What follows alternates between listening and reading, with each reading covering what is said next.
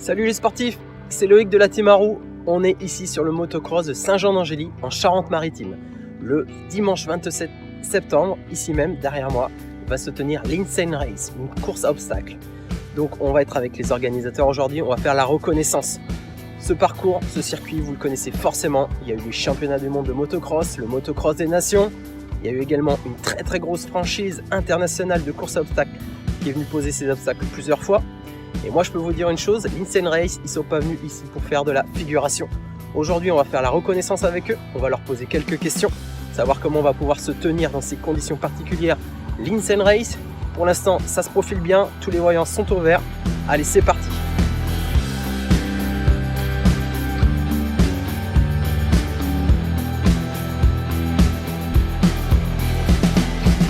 Expliquez-moi s'il vous plaît un peu le format, le règlement, les pénalités et le classement de la course élite.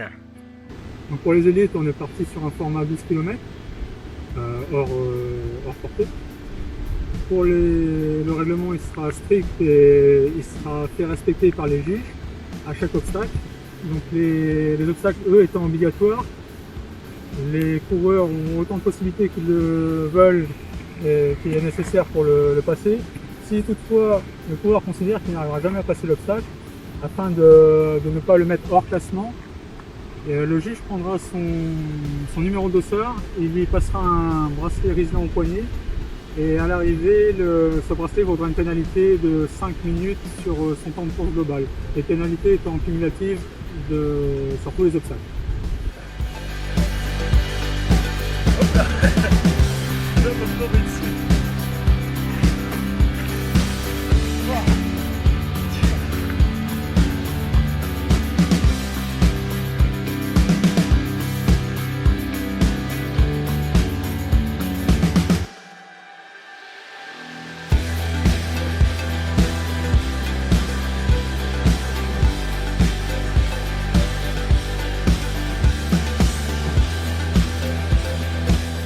Depuis combien de temps vous travaillez à la mise en place de cette course et tout obstacle confondu, portée y compris, ça représente combien de kilos de matériel à mettre en place pour le jour de la course? Donc on a pris la décision d'organiser la course au mois de novembre l'année dernière. Après le travail sur la course à proprement parler a été mis en suspens pendant le confinement, on ne savait pas trop vers quoi on allait.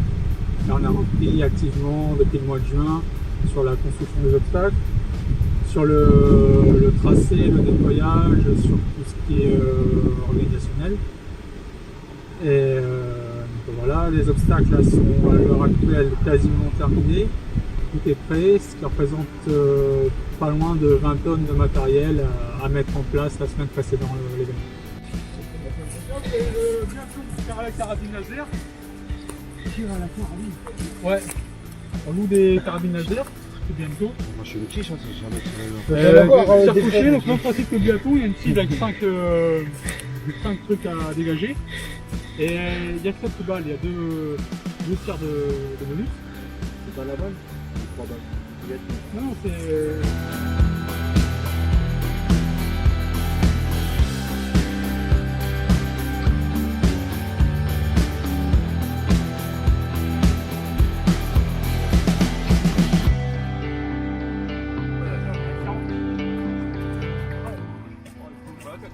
Donc la montée de bûche avec 40 kg là.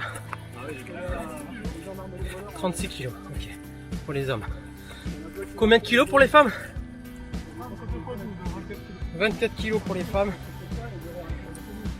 Sur le portet de bûche.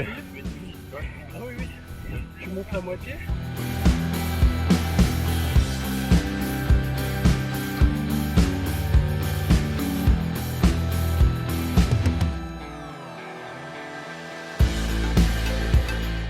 Quel est le protocole que vous allez mettre en place pour respecter les règles sanitaires en vigueur? Dans ce protocole sanitaire, on va respecter ce qui est mis en place par la Fédération française d'athlétisme, donc à savoir mise à disposition de gel hydroalcoolique, port du masque obligatoire dans les zones où il y a trop de densité de personnes, distanciation sociale. Donc, toutes les règles, en gros, maintenant tout le monde les connaît, il faudra les respecter. On mettra à disposition des coureurs le dossard pour être utiliser comme masque. Et vous pouvez aussi emmener votre propre masque si vous préférez. Donc les vagues font partir 3 coureurs par minute, ce qui permet d'espacer pas mal le peloton et d'éviter l'accumulation de personnes aux abords des obstacles. Du coup, des amis ne partant pas sur la même vague, puisqu'on a compris que c'était 3 coureurs par vague toutes les minutes, est-ce qu'ils pourront s'attendre, une fois le départ, leur départ respectif lancé, afin de courir ensemble? Une fois le départ lancé, comme l'a dit Thomas, ce sera 3 toutes les minutes. Une fois le départ lancé, et s'ils veulent s'attendre un petit peu après le départ, il n'y a aucun souci, on ne peut pas leur interdire ça. Ok. Le flying sera fait dans l'autre sens, c'est-à-dire on partira d'abord sur flying saucer, tout barre, et finir sur les fingers. Donc ça devrait être pas tout simple, mais ça permet d'arriver frais sur le flying et pour assurer sur le finger.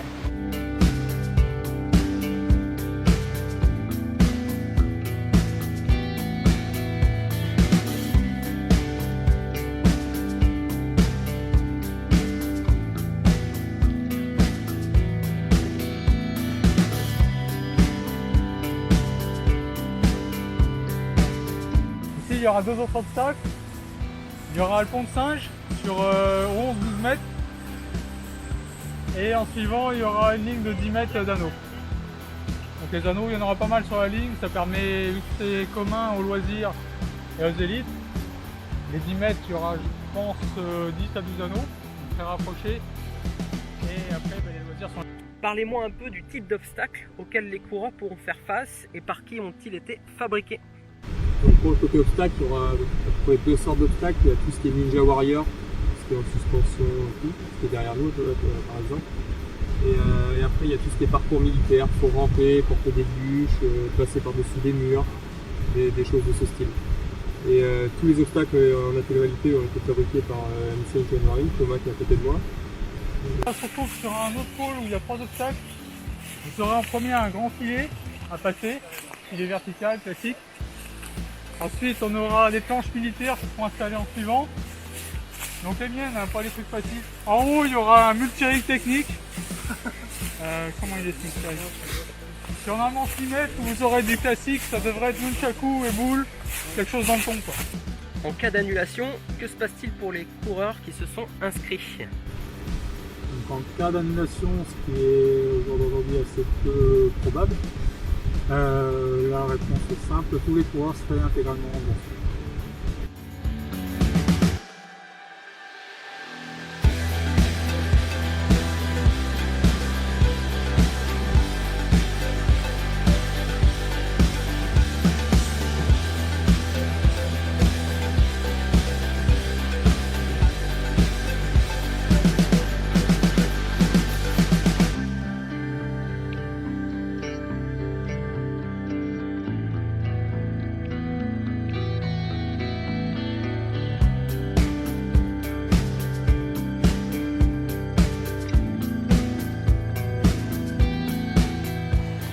Bon les sportifs, voilà, la journée reconnaissance avec l'organisation Insane Race est terminée. On a fait un beau petit parcours d'un peu plus de 12 km sans les portées. Avec les portées ça fait pas loin de 14, mais voilà, 12 km sans les portées.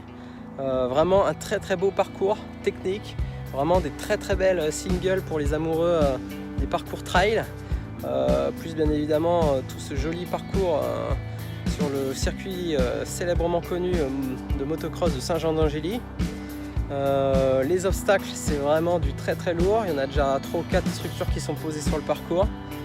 Là vous avez pu en voir une ici que je viens de filmer. C'est du Insane January, donc Thomas Morillon qui est menuisier charpentier de métier. Donc c'est vraiment du solide, du propre. Pour l'instant, tous les voyants au vert pour que ça se passe. La mairie, le propriétaire du terrain, donc c'est vraiment top, ça va vraiment être un bel événement pour la reprise de l'OCR et de la course à obstacles en France le dimanche 27 septembre. Donc je vous invite vraiment tous à vous inscrire, c'est vraiment du concret, c'est ici et c'est dans quelques jours. Allez, on vous attend.